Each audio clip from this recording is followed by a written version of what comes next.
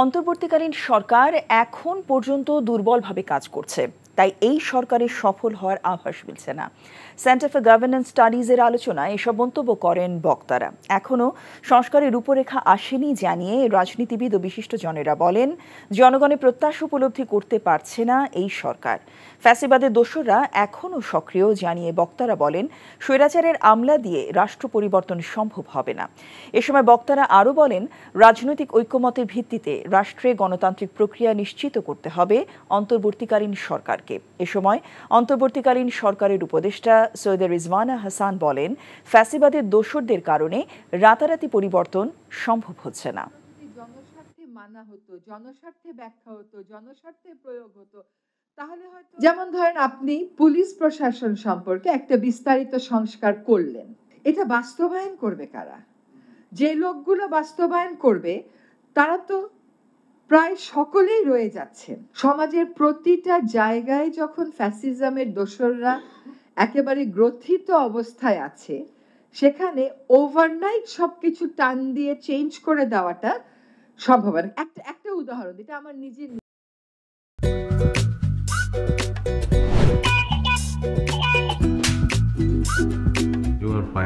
লোকটা একটু মেন্টাল। নিশ্চয়ই এই লোকটা প্রতিদিন বউয়ের সাথে উড়া ধুরা ঝগড়া করে আসে।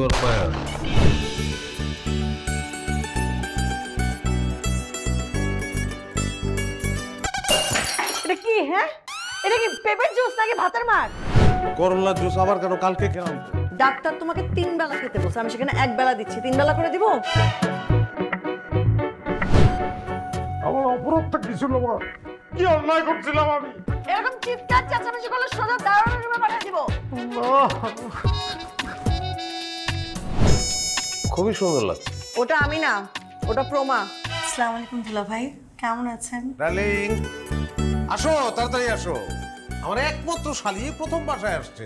দুলা ভাইকে ভালোবাসিস? জানি না ভালোবাসে কিনা। মা, থ্যাংক ইউ তোমারে এত সুন্দর, এত ভালো একটা বউ জুটায় দেওয়ার জন্য। তুমি এমন সুন্দর, যে কোনো ছেলে তোমাকে একবার দেখলেই প্রেমে পড়ে যাবে।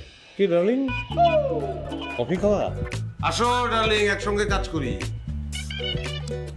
ও এনজিওর কিস্তি প্রথমবার বিকাশ পেমেন্ট করলেই 20 টাকা ইনস্ট্যান্ট ক্যাশব্যাক।